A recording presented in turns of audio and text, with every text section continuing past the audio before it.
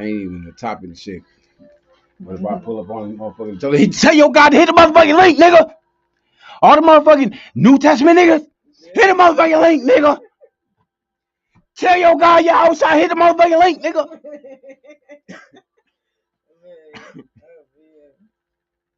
Nah, y'all ass is crazy though.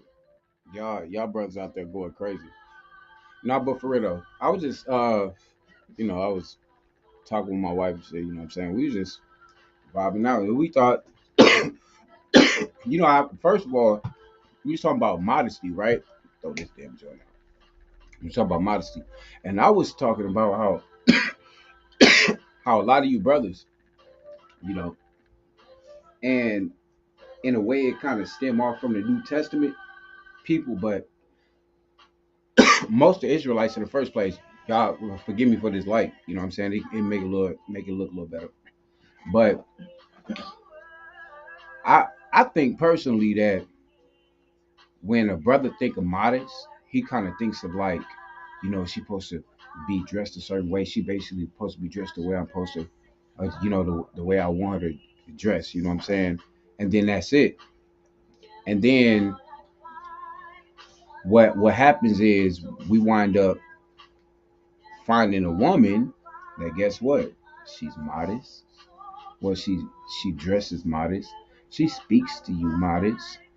You know what I'm saying? She has all of the qualifications of modesty. Will cook for you, massage you, and all that. But then she will not even. She won't talk about the Torah to you. You know what I'm saying? When you bring out the Torah, when you bring out the scriptures, then there's a different. You know what I'm saying? There's a different mode, and we got to be careful of that. Just the same thing as my wife was telling me about. What you matter of fact? Go ahead. Well, I'll tell you about like my. You gotta speak up. You gotta speak up, son. Oh yeah, if y'all hear music in the background, we don't own it. It's just Shofar radio running in the background, which y'all need to go to anyway. Anyway, right. What you were saying, baby? What you talking like my different family situations?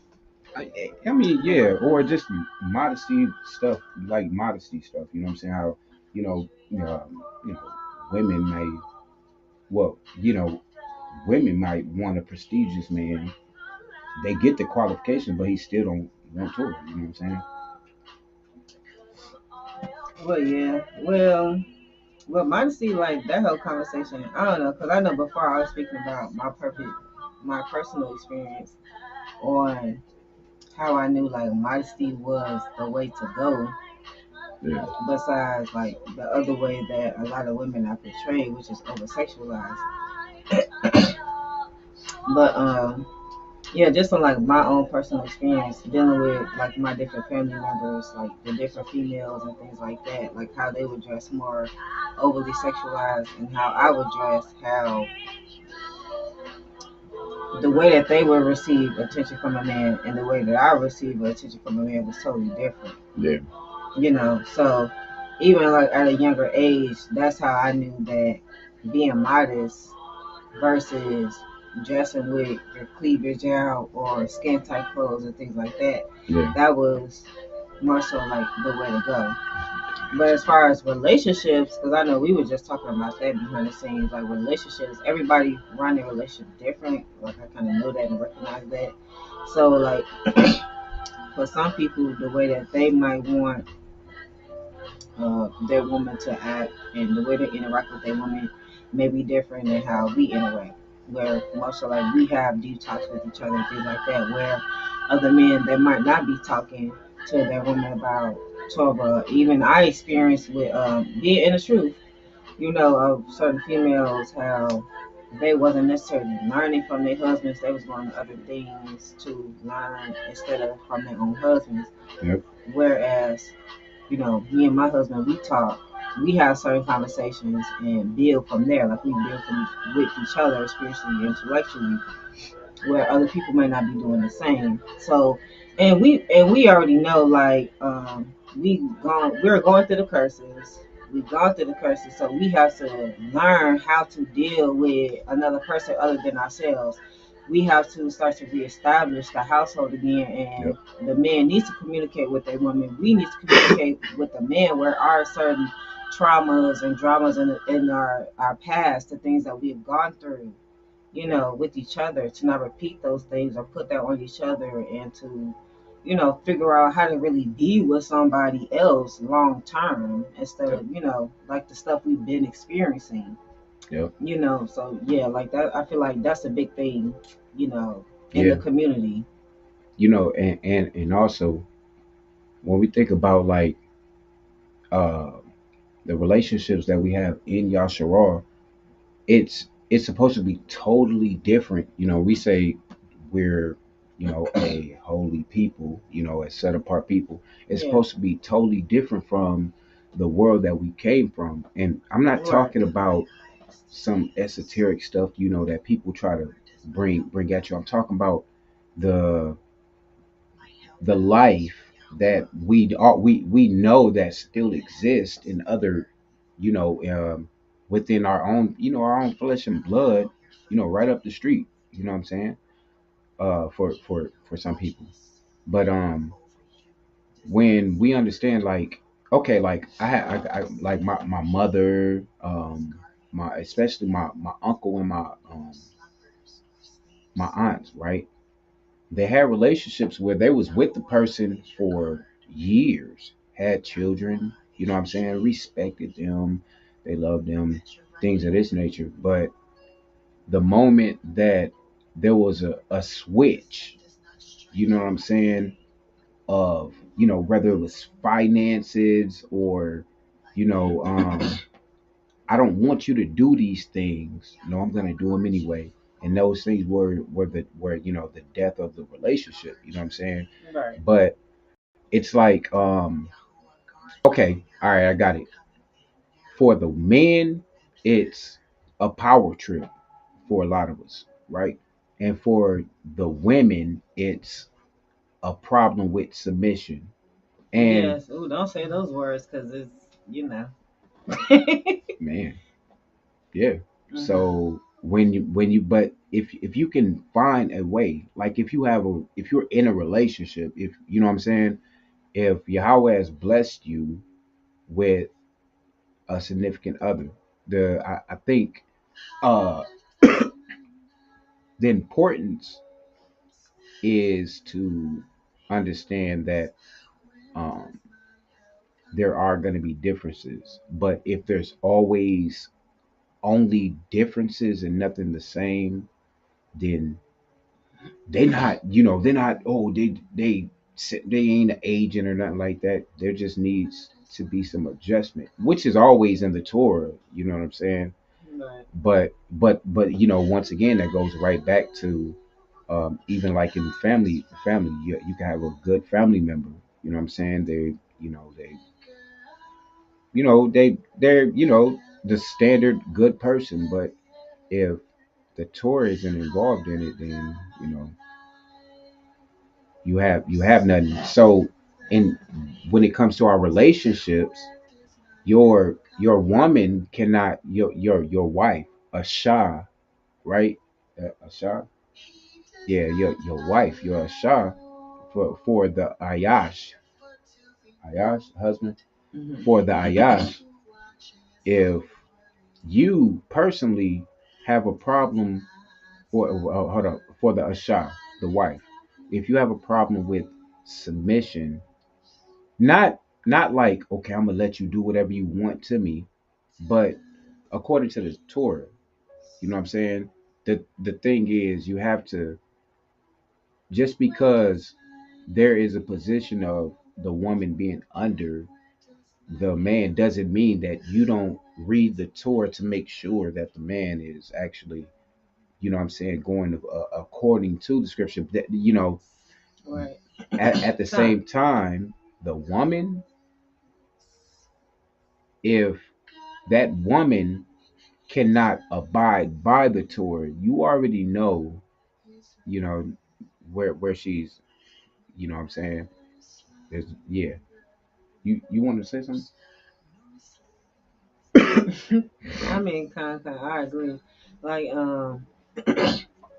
Yeah, and a lot of situations in relationships, from what I've seen, it's like it has to be just, it has to be right. We have to, of course, always make sure that we're going by what the Torah says. Huh. We can't, and what I've also learned too is that we can't apply worldly situations into a righteous relationship. You know, and that's where the Torah, of course, comes into play. But of course, we're people. We might fall short. We might go off our own past experiences and traumas and stuff, and so then we'll, bring that into a relationship. Because most of us, if we're just being real, we wasn't we have past experiences with other people. Yep. We're not being with the first person. And if you are being with the first person, in the truth, halal Yahweh, that's a good thing. Con. That you are the first experience you're having in a relationship is with somebody in the truth, and you're in the truth. Like that's a blessing, from Yahweh. But of course, like we're older, I'm older, so a lot of us, we have past experiences. So we just have to make sure that we're going by what the Torah says and we're not bringing, like our past experiences into it. And even so, like that's where it goes into properly communicating. In most relationships, we all know communication is key. You have to talk to the person you with like you're with a person.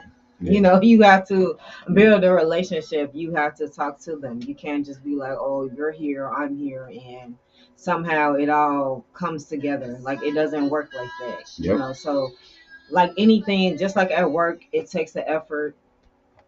Any relationship takes effort, like no matter what type of relationship it is, business, friendships, relationships, like it all takes an effort. So you have to put effort into every relationship that you're building, of course, with your significant other, because you have children, you might start businesses together. Like it's a lot of things that you're doing with your life with that person, so you have Con. to build that relationship, of course, and you should want to.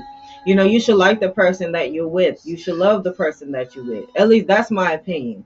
I'm not a man, so I don't know, like all those things. But, that's just my opinion. That's just what I feel like it should be. You should like and love the person that you're with and want to talk to them, want to spend time with them, want to have certain conversations with them. Yep. Because of course, like I said, we come from the curses. We was in curses, so we have to rebuild what is lost. We have to restore what is lost.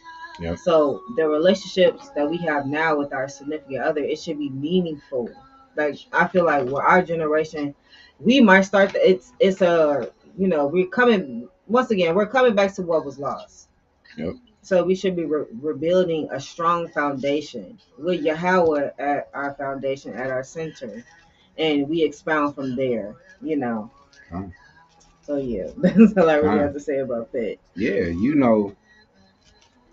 if it's not about um restoring, like there's like I don't know. I don't want to say a religion because, well, they are religions or whatever. But there's like this group, this sector that they're like very prosperity. Pros whatever that word is. They're about prosperity. You know what I'm saying? Prosperous. And they even have like relationship prosperity and stuff like that. You know what I'm saying?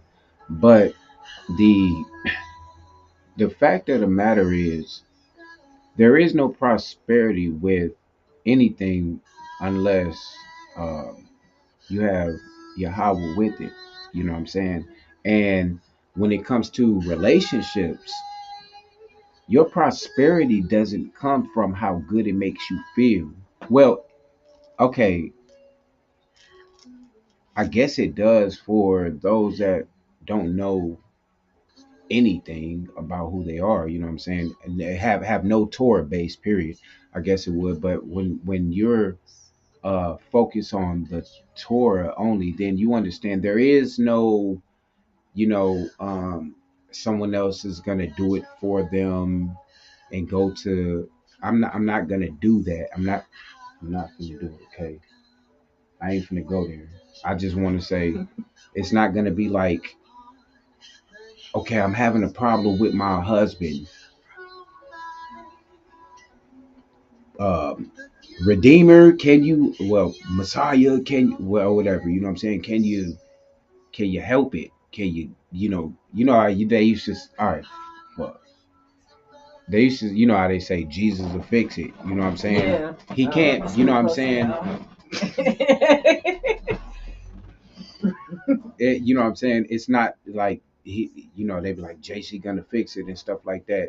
Especially the women, they used to always, he's gonna fix it. My husband acting crazy, he's gonna fix it. When you're Torah based, the only thing that you have is Yahweh, and the only way that you can find him is through the, what I'm saying, through the Torah. That's for man and woman. So your base is always gonna be Torah. I know Right. y'all might be like, well, all right, bet. You see the scriptures. I understand. And if me and Naya, we go this far, we gonna do something. I'm not finna, but not right now. You know what I'm saying? We just talking to y'all. You know what I'm saying? But the Torah actually speaks about a good woman, a bad man, a good man. You know what I'm saying? And you can't actually know it unless you live.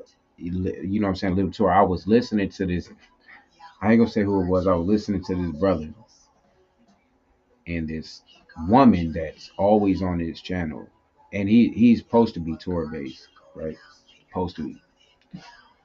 And this woman, he was talking to this woman, asking her questions, and the questions that he was asking her, you know what I'm saying, was like totally, um, Hebrew 101. yeah, Hebrew 101, y'all. so to speak. And she didn't know anything, and I'm like, she constantly watching. She's been on this panel plenty of times. She doesn't know anything that he's talking about. That's not the type of person that you want. You know what I'm saying? You don't want a person that uh, has that has been around you and still yet has come to you with Yahweh. You know what I'm saying? With the scriptures to allow just to let you know that they following the same God that you following. You know what I'm saying? Yes, kind. Um, I feel like that almost goes to another conversation. Like, with people on the internet, like I know a lot of people are finding their mate on the internet, but you have to make sure you really get to know the person. Like get to know the person before we even like met in person. Like we talked for what, like a couple of months on the phone and like FaceTiming and things like that. Like we really, I feel like we really made sure that like we got to know each other, because like a lot of these people, even females or males, a lot of times I try to say like the males be predators and things like that, and like hop on women platforms and try to get to know them and all. But women do the same thing. Like women would do the same thing. They will in the truth, and a lot of this stuff shocks me because I'm like, like we're not in the world. We're supposed to be like studying scripture, being on a whole different vibe and level, and like even the women, they will act like, I'm here to learn. Whole time they're just here to get a new boo, and they Yep. don't have to believe in nothing you're talking about. And this is how a lot of men can go off, being beguiled by a beautiful woman, and she don't even have to be beautiful too, like I say, I'm not a man, but like she don't even have to be beautiful, like But like women can be predators just like how men can be predators. So both parties have to be careful about who they are, talking to, or even letting on their platforms, letting on their panels and things like that. Like both parties have to be careful. Con. Yeah. So that just from what we see on the internet, a lot of people perpetrating the fraud. They're pretending they're, Yep. they will be around, but the whole time they're not really uh trying to really know Yahweh, be they're not really trying Could to know care the truth at less. all. Yeah, they could care less, like care less. So even like men, even if you're trying to get another wife and you already have a wife, you have to still be careful because you just never know. Even for women, like if you're single and you trying to find a mate, you just have to be careful because you just never know. Just make sure Yep. you vet these people properly before you let them fully into your life. You know, that's just all I'm saying. Yeah, and it's like the more that you understand that you have a choice, actually, then you understand that if you don't, okay, hold on, let me see how I'm gonna say this. If you with somebody that refuses to live by the Torah, live by the exact law of what Yahweh is saying, and you find yourself in that situation, guess what? You better get out.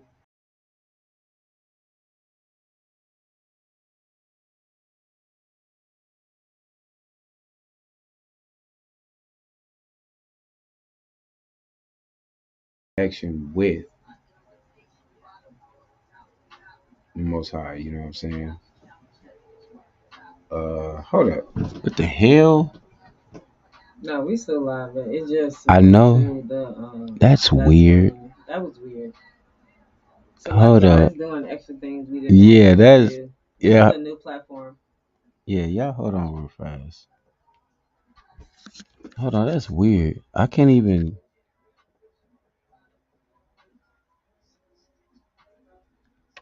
bro, what the hell? That's weird.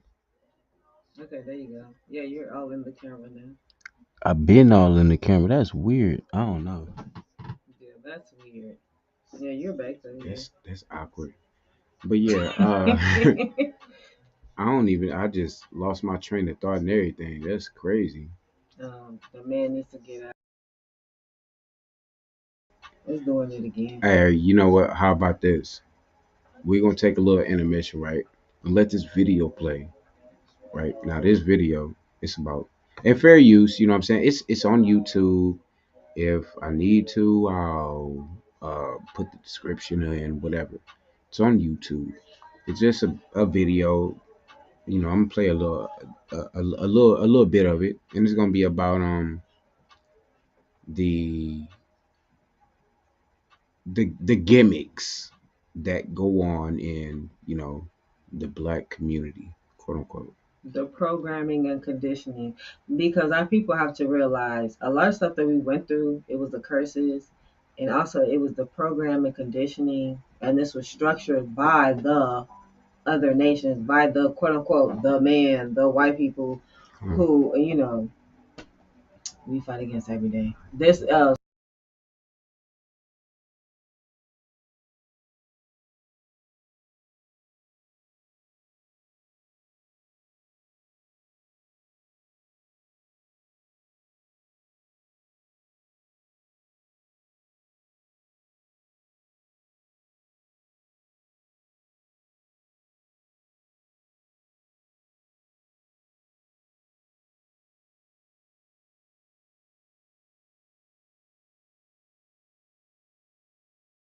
In order for their children to get meat and bread.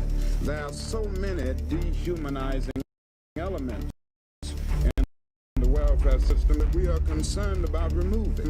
We are concerned about a guaranteed annual income. And the other thing I think it is very necessary to say is that everybody's on welfare in this country.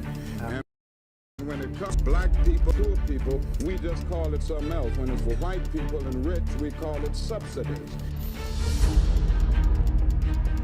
It's no secret, fatherless households are more common in the black community. A survey from the American Consensus Institution revealed that 67% of black children under 18 in the US live in homes without fathers. This is a stark contrast to white children, as only 24% of them live in fatherless homes. But it wasn't always like that. The black families survived generations of open racism, widespread poverty, and slavery. They lived through segregation and violence, and strong family bonds used to be the norm. As of 1960, 2/3 of all black American children were living with both parents. That declined over the years until only 1/3 were living with both parents in 1995. So it's not the legacy of slavery that destroys the African American family. It's the legacy of the welfare state. Between 1890 and 1950, the marriage rate was much higher among black women than white women. A fraction of black children lived in homes without their fathers. But everything changed with the expansion of the welfare state. It divided the household household and created a dependency on welfare. This kind of reminds me of what President Reagan said. I've always felt the 9 most terrifying words in the English language are, I'm from the government and I'm here to help. So, what happened? What's the mechanism? Here is a detailed look at how the welfare state played a role in the dissolving of the family structure over the years. People say that the breakdown of traditional family units, family structures, is a byproduct of Black poverty, not just because there is no man to support the family financially, but also because women tend to earn less than men on average. Of course, the connection between the two is there, but it goes deeper than that. Welfare was a mean little business. It was designed to get people by in a pinch.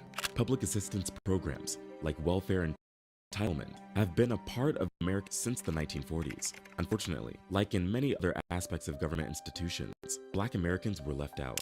In time, Black people could also get financial support, but it wasn't easy. Mothers who applied for checks had to let social workers inspect to see if their conditions were suitable for welfare. These workers also had to make sure no man was living in the house.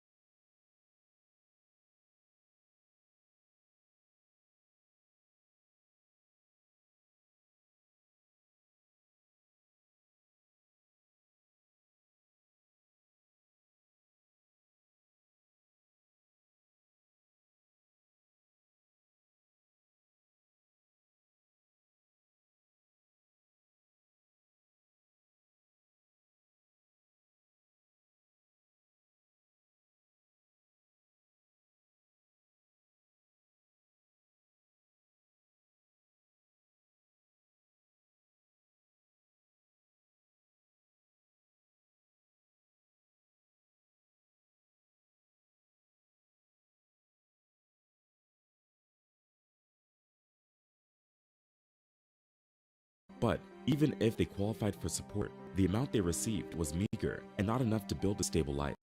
In the early 1960s, welfare was not yet common, even in the most impoverished Black communities. In the decade that followed, the number of Black people on welfare went up by 169%. They further increased by 30% from 1970 to 1975. In 1972, New York City, almost 1 out of every 6 residents was on welfare. A major portion of these households were Black. Although Black people were only around 1/10 of all Americans, they made up almost 50% of all welfare recipients by the late 70s. A recent UNICEF report showed that many children under 18 in America struggle financially, and African American children are nearly 4 times more likely to be in poverty than white children. Though the number of families receiving cash assistance has decreased since 1996, child poverty rates for Black children in the US remain high. This outcome is not by accident. I studied the evolution of social welfare policies in the US from the New Deal to the 1996 reform and found that these policies have been discriminatory from the start. And a lot of people can confess to that. This led many Black families to fall into cultural and economic ruin. In a short period, healthy Black people started relying on government assistance to achieve some level of normalcy. But within the city slums, that normalcy was impossible to get. Black children barely knew their fathers, and most were raised by unemployed and unmarried mothers. This game, you're not ready for it.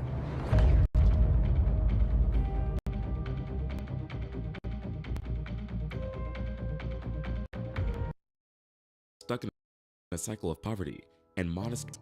This marked a significant shift in Black American history. The consequences were severe for the next generation. Let's start with the Social Security Act of 1935. It was introduced during Franklin Roosevelt's administration. It was designed to create a safety net in the country, safeguarding families from losing their income.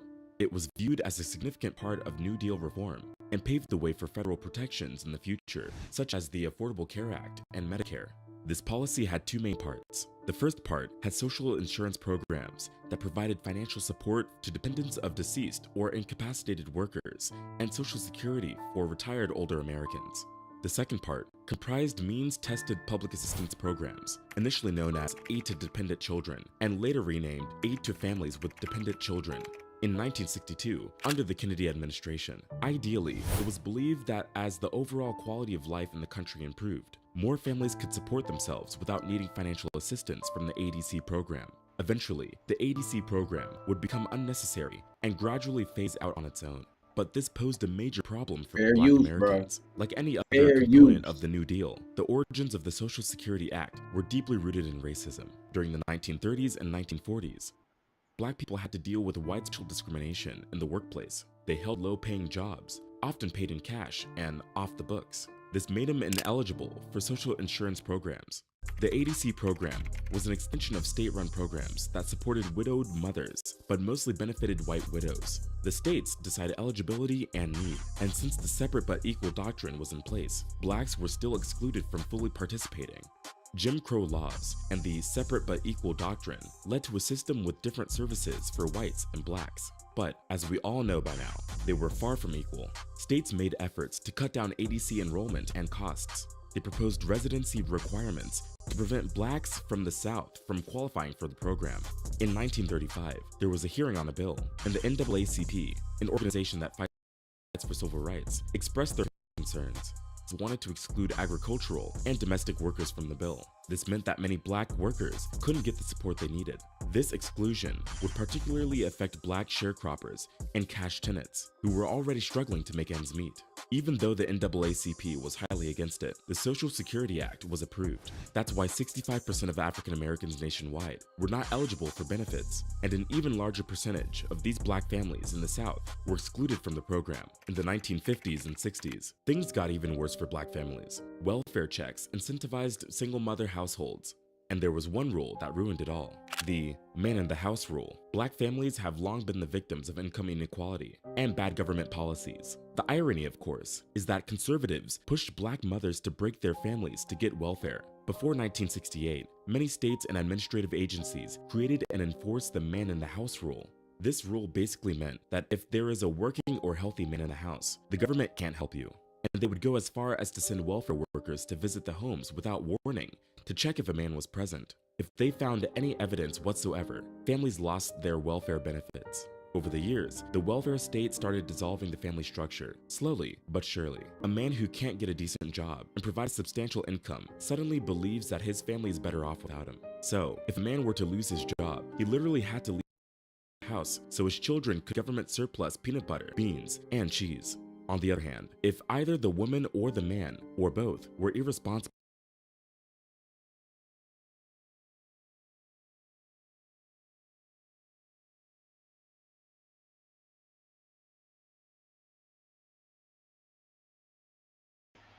Bruh. So hold on.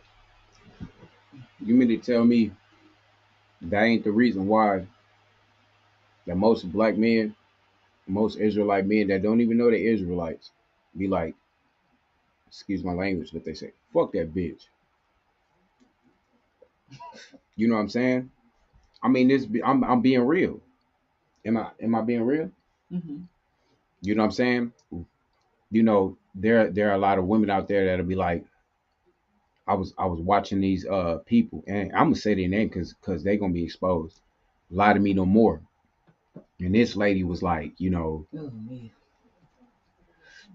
God is a woman, and it's the, and niggas are these, she was basically calling Israelite men stupid, but what she was doing was making the situations of the community of Israelites that don't know who they are. They just, they're programmed. She was making it seem as if those are the actual Israelite men, but then she, Who are in the truth right now? yeah, but then she split. Then she like try to switch it to the IUIC people, and what I'm saying, the all the other camps, as if that's what the Israelite man is, even in the Torah only community. Like she called them dumb and all that shit. You know what I'm saying? And I mean, there are people like that that know this type of stuff, and they'll feed off that to the men. You know what I'm saying? And be like, well, you know, uh, you don't have this, you ain't got that, and the man would be like, well, fuck it then. I'm done with it. You know what I'm saying? I don't want nothing to do with none of y'all. That's why you got all these people, all these brothers on these, these black sectors talking bad about the Israelite woman because of this system. You know what I'm saying? Hold up, wait a minute. Yes, I feel like what you talking about right now, Babe, can go into. Well, you finna play some more. No, keep going. Yeah, keep going. I'm just Oh, I was gonna rewinding. say real fast, like what you talking about, it can go to like our parents in them generation, right? Like the baby boomers. Those are our parent generations. Even the people before that, of course, it was more so of the ancient path, ancient way, more of the family staying together. And if you wasn't married, that was frowned upon, things like that. But like the baby boomer generation, probably the one right before them, whatever. Um, like a lot of like the curses, like the fornication and things like that. Like a lot of us are here right now alive is because of fornication. Like it wasn't necessarily because they were with the person planning on having you and things like that. It was just they was messing around. They thought that was cool. It was what they call The that, thing. the sex revolution at that time. It was the sex revolution. And it was the free love, peace, love, happiness, 70s movement, all that type of stuff. And there's a reason why a lot of people are here today. But yeah, like even but then that goes into, we trickle down into what we were just watching, the welfare and things like that becoming more popular from the 60s on up, things like that. And like people being pressured into feeling like, okay, I can do better. The women, specifically the Israelite women, feeling like I can do better without the men in the home.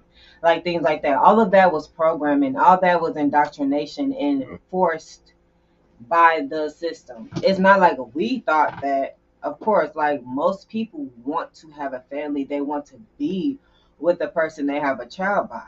Men and women. They don't want to yeah, they don't want to be single and things like that. At least that's what I would think. For the most part, a lot of people think like that. They want to have stability and things like that. So most, the system made it feel like you will have stability just relying on me instead of the person you with. Yep.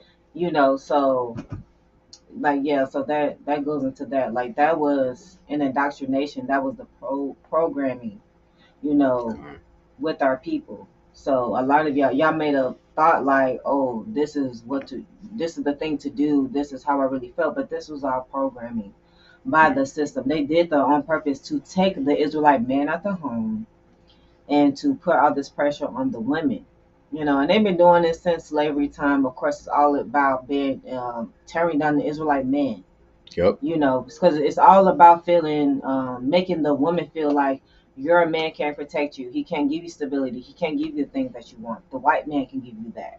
This is why a lot of times Israelite men might go to other nations, or Israelite women, they're what they call that, diverting now. They call it diverting. Interracial marriage. Y'all come up with new phrases and stuff. It's interracial marriage. This is why a lot of times people go into different nations and stuff because they might feel like I can get the stability and this real love and genuine love from someone else other than my same race and things like that. They're saying I'm not in an inter relationship, so of course those people can speak more on it specifically, but we know what's going on. This stuff is programming and conditioning. Yep. So I could say more. I'm not gonna go there. I'm not gonna just say too many things about it. But yeah, a lot of stuff in our community. This this was enforced. This was programming. This was indoctrination. Our people didn't feel like this, and this is how you get a lot of different things going on. Because otherwise, if this didn't take place, there would be more Israelites with Israelites, not Israelites with a white woman and this and that, and an Israelite woman with other people and things like that. You know what I'm saying? So, yeah, y'all get the message. Y'all get the point. Matter of fact, let me see something first. I'm finna I hope everything good on that end over there, cause I want to bring this over fast. Okay, so while you was talking, that made me think about this right here, right? Let's see. If I can find. Let me see. Okay, hold up. There we go.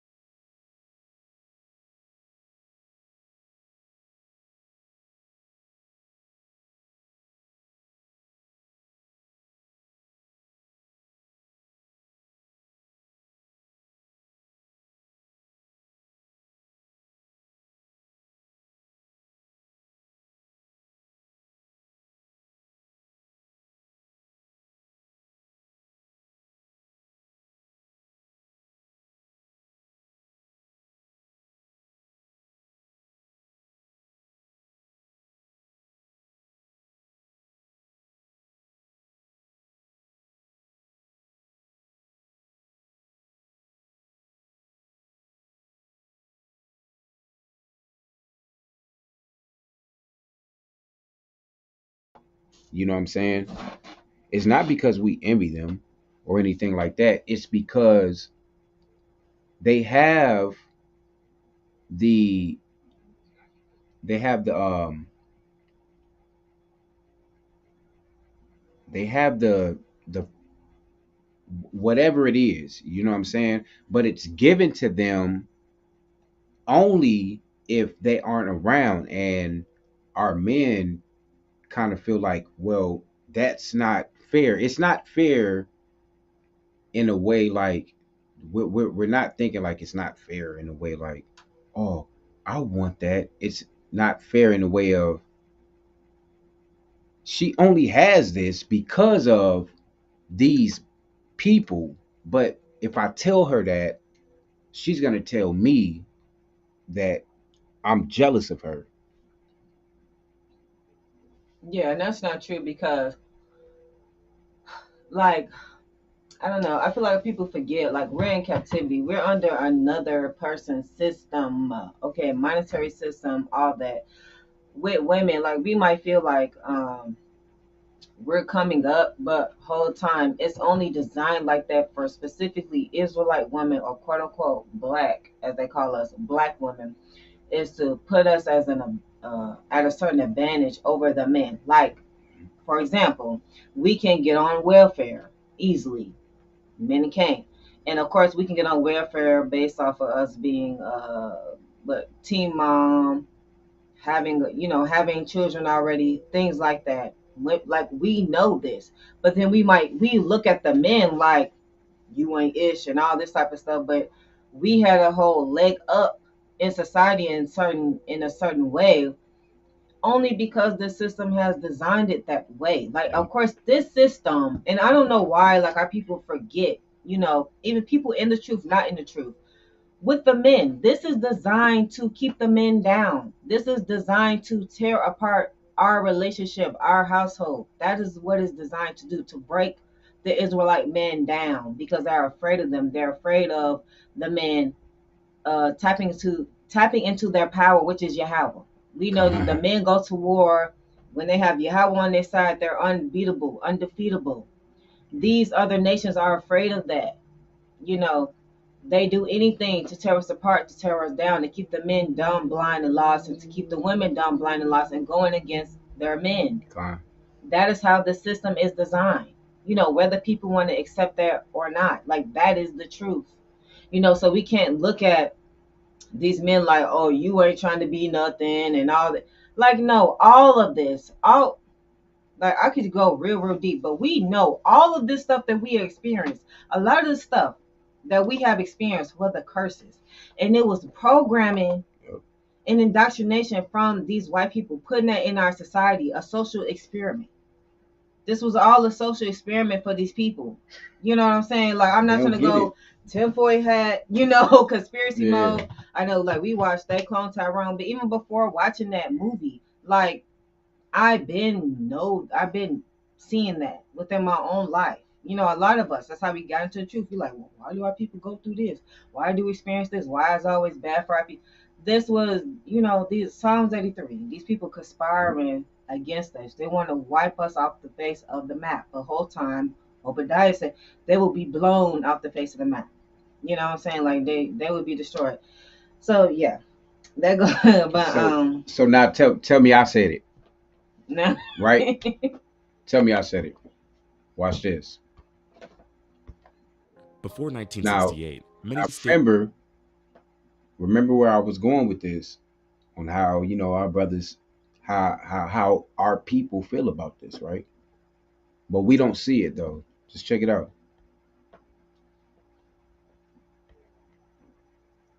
States and administrative agencies created and enforced the man in the house rule. This rule basically meant that if there is a working or help in the house, the government can't help you. And they would go as far as to send welfare workers to visit the homes without warning to check if a man was present. If they found any evidence whatsoever, families lost their welfare benefits. Over the years, the welfare state started dissolving the family structure, slowly but surely. A man who can't get a decent job and provide a substantial income suddenly believes that his family is better off without him. So, if a man were to lose his job, he literally had to leave the house so his children could get government surplus peanut butter, beans, and cheese. On the other hand, if either the woman or the man, or both, were irresponsible, they faced no consequences for their actions. And it was the taxpayers who ended up paying for it. These things aren't exactly designed to keep the marriage intact. They are meant to divide people. The harm done to the children was massive. Many children experienced the hurt from broken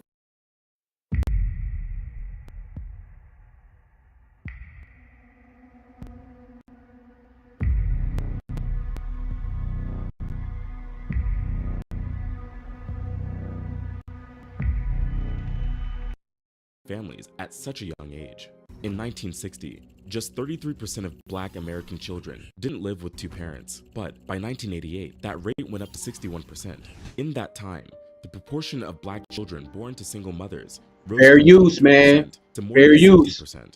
This is exactly why we can't judge government policies based on their ideals, but based on results. And these results, well, left a ton of households fatherless. I mean, think about it. What would the result have been if this welfare policy had required the opposite of that both parents live in the same home and care for their children to receive government assistance? The welfare state did what slavery couldn't do. It broke families apart. And broken families fuel poverty. The structure of the family can influence the choices children make. For example, boys raised without their fathers are more likely to drop out of school, get violence, use drugs, or go to jail. Girls are more likely to have a child out of wedlock or engage in sexual activities at a very early age. These children are also more prone to mental health problems, which can affect them as adults. A psychology test detailed in Roy Baumeister and John Tierney's book, Willpower, showed that children from fatherless households were more likely to settle for a small prize straight away. In contrast, children with fathers present were more willing to wait for a bigger prize. Experts from the Northwestern Institute for Policy Research challenge that these effects are primarily due to dangerous Hey, neighborhoods or poor fair schools, use, but man. found that the direct effect Fair of family use. structure itself played a more significant role. As marriage rates declined among the poor and working class in the US, the institution of marriage has remained strong among the wealthier population, with similar rates to those from 50 years ago. At the same time, the decrease in marriage among the working class has led to a significant rise in out-of-wedlock births, often to couples who are living together without being married. This happens because people view marriage as an ideal situation, but feel it is unachievable, yet they still want to have children. In the mid-1980s, the rates of fatherless households dramatically increased. Today, just 44% of black children live with their fathers. Also, a lot more black children are born outside of marriage. The rates of such cases went up from 24.5% in 1964 to 70.7% by 1994, which remains at a similar level today. Many people blame the expansion of welfare programs for the breakdown of black families. Since 1935, people have had access to cash welfare, but this welfare was quite modest and not enough to cover any of the living expenses. With Johnson's Great Society, which began in 1964, welfare benefits became much more generous and controlled. When I mean controlled, I mean crazy. The man in the house rule discouraged marriage because it provided welfare assistance to mothers if no man was living in the house. If a mother married an employed man, even one earning the minimum wage, it jeopardized her financial support.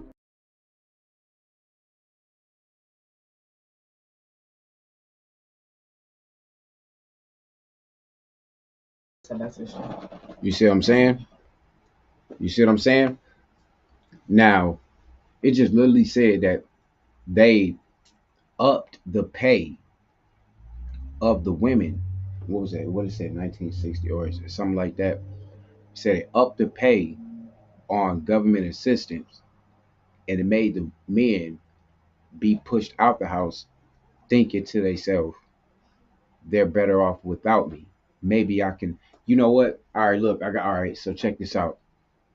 When I first got out of prison, right, the city I was living in, I said to myself, you know what? I'm just gonna leave where I'm at, and when I get myself situated, I can bring them in, right? And guess what? It didn't happen like that. The reason why is because of the system. I didn't know at the time. I just thought, these people racist and this and this. It's more than just racism. It has nothing to do with racism. It's about who you are as a people. You know what I'm saying? So your relationships and stuff like that. Hey, look, if your man, if your husband, if your Ayash, if your Ayash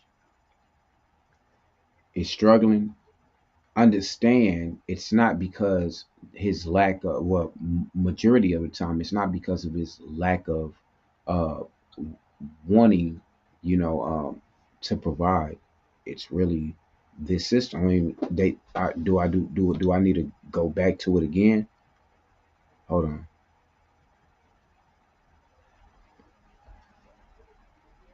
Hold on. Watch this.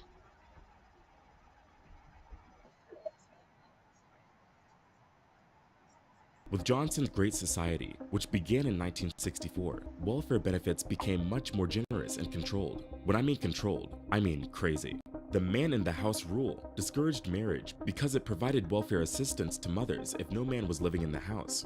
If a mother married an employed man, even one earning the minimum wage, it It jeopardized her financial discouraged. Hold support. on. These You benefits pointed it were out. Say huge. it.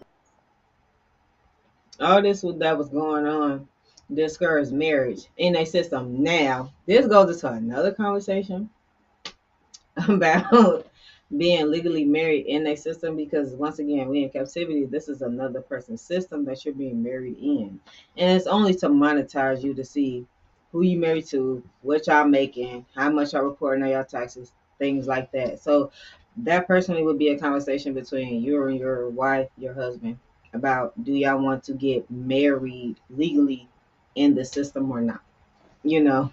I think when people hear legally, they think right automatically. Yes, that's programming too. Yeah. But Yeah. but the thing is, you know, they'll tell you there's benefits for um signing up, well, basically going to your oppressor and telling them, this is us, but um it could be a setup. You know what I'm saying? Um until somebody can show me where there was there's some type of law that you got to go to a judge or anything like that. Now, I'm not saying that has nothing to do with um, a what is it ceremony. That has nothing to do with that. That's between that. I mean, as a man, you should want to give your woman a ceremony anyway, however she wants. And of course, you know what I'm saying, meeting the father, things of that. I mean, that's what you got to Right. do. In captivity, like, like we can only do things a certain way. Like I had to realize that and see that. One thing I have like learned and noticed with our people is like we feel like doing stuff according to how these heathens are doing something. That's the right way to go. When you get into the Torah and the Torah alone, you realize no. And then the scriptures say, "Do not do what the heathens do." Like, well, we're not supposed to follow their ways. It's vanity.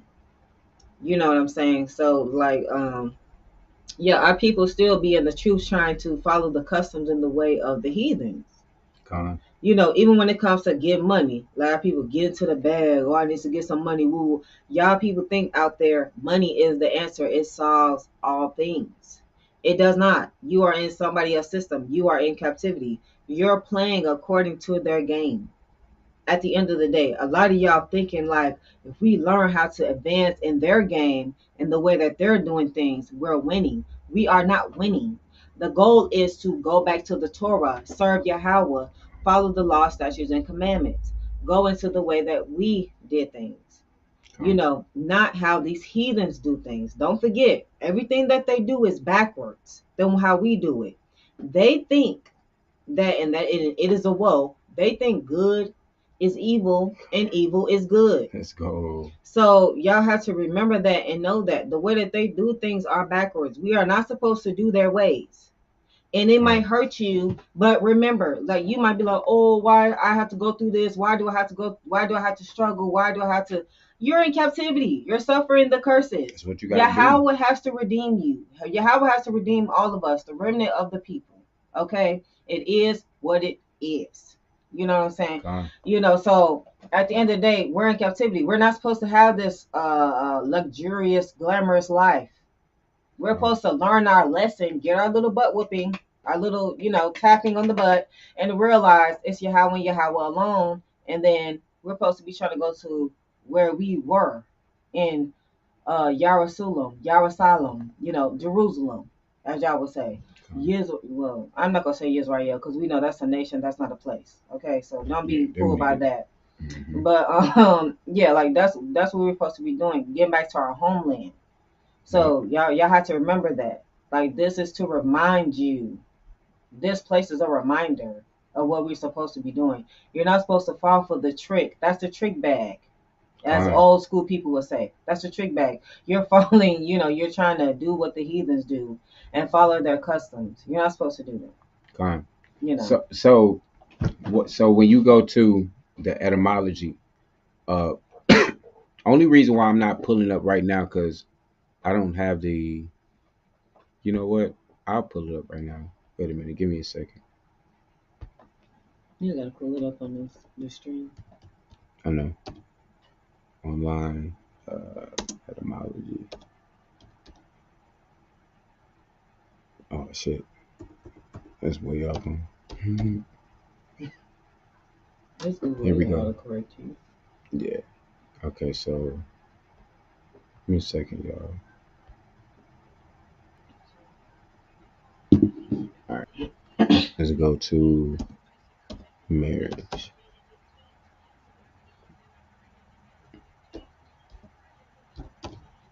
I'm one handing it, so man, I don't care, man. Y'all better leave me alone. You still gotta pull up on the screen, I man. know. I know. All right. So here we go.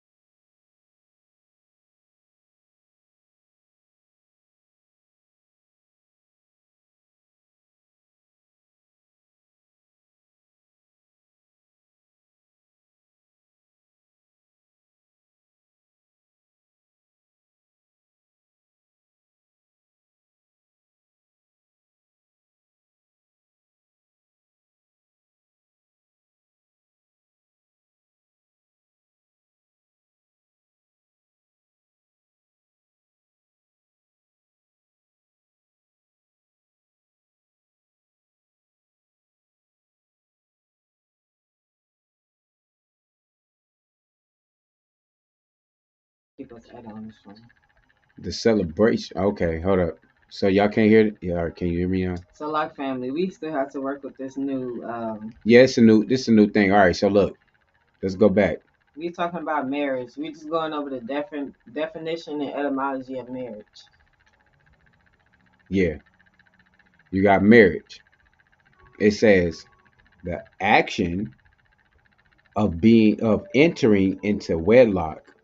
Also, state of condition of being husband and wife. The state or condition of being husband and wife. Matrimony, wedlock, also a union of a man and a woman for life by marriage. For life. No. For life. You see that? That's why. Not just tomorrow, y'all. Not just a week, a month later. Y'all be what you call that? Like the wind. 1 minute you're this way, the next minute you're that way. God, you can't be like that. Yeah. It's safe for life. Now, so we know when a man goes into a woman, scientifically, quote unquote, his DNA is in her for life, right? It's the same thing. So when you're married, when you go in union, you see union. Hold up, no union, man. Y'all get it, bro. I ain't finna union of a man and woman for life. Yeah, let's pause right quick and talk about that because they try to treat you and teach you in society, Salah, that you can have sex for recreational use. What? You know, And everybody has experienced this. We all have experienced the same programming, the same indoctrination. But when you enter into high school, I know we all know what is the main things they try to tell y'all. You need to lose your virginity, start getting high for drugs. What is your sexual orientation? Are you bi-curious? Are you gay? Yep. Are you straight? These are the things that as soon as you, at 14 years old, by the way, most people enter high school at 14. 13, 14 years old. These are the main things being tossed at you. And if you don't have parental guidance, you fall susceptible to all these different indoctrinations and programs. I was one of the people, I felt susceptible to that. I went through my little phase of, of all that with the same sex or whatever. But like, it wasn't for real. It wasn't like a real thing. It was an indoctrination. It's a programming. And also, like, most of us experience like losing our virginity in high school. Most people experience that even before then. A lot of people was fast. So things like that, like sex is a very serious thing. That's like you're becoming one with somebody else, and they try to teach you for women, oh, it's whatever. You can act like the man and just not have no feelings. We Come on now. For women, like we're emotional beings. When do we never not be in our feelings? Like, come on. So like that's stupid and dumb that women try to act like they're like a man when all we, a lot of stuff that we do is opposite from a man. There's nothing wrong with that. The men have their role, the women have their role, and together we create a balance. Yep. Everything that Yahawah designed. This is how I look at it now. Everything Yahawah has designed is it's in balance. It has a balance. Everything plays a role. It shouldn't be a problem. Like a woman being a woman, being in her femininity and things like that. A man being a man, being his masculinity. But not over. You can't overdo anything. Just like how you can't overeat, you can't over drink, you can't over. You can't overdo nothing. It's bad for you. So, all that type of stuff they try to teach us, it's an indoctrination and programming. Once again, a lot of people might feel like genuinely, this is how I felt. This is what I wanted to play out in my life. No, it is not. No, it's not. Because if you didn't have those people talking in your ear and telling you these things, you wouldn't make half of the decisions that you did for men and women. Like, let's be real. The friends you had around you, the things that was going on in your environment, if you wasn't around that, if you was around better circumstances, you would have betrayed better decisions, better things in your life. We all know that. We all have experienced that. If we're just being honest and real, you know. So yeah. No, Let's go ahead. that's no, that's it right there. I think when we sit back and think about, what's actually happening, it's a it's a thing of the the men of Yasharal envy, what I'm saying, the men of Edom in a sense, you know what I'm saying? Yeah. And then the same thing with the sisters, but the thing is they see what okay, so our sisters see how weak the the men of you know what I'm saying, our enemy is, you know what I'm saying, they see it and they look at us and say, how could this happen, right? But then they also look at their women and they see and they say, why are you allowing that to happen? Yeah, yeah, Right? yeah. And then we know that our men are in some type of way, whether it's a righteous way, wicked way, I don't know. Sometimes it's all over the place. We're trying to find some way to come up. Yeah. Mm-hmm. You know what I'm saying? That is And true. the more and even when the men start to come up, the flags start to come to the women as they're doing something they're not supposed to be doing. How I know that? Because the people that rule over us are doing stuff that aren't supposed to be doing. They're not supposed to be doing, and their women keep saying it. Yes, they're benefiting from that. Yeah, Yeah. they. I mean, it's like the enemy's woman. They scream one thing, but it's another. The Right.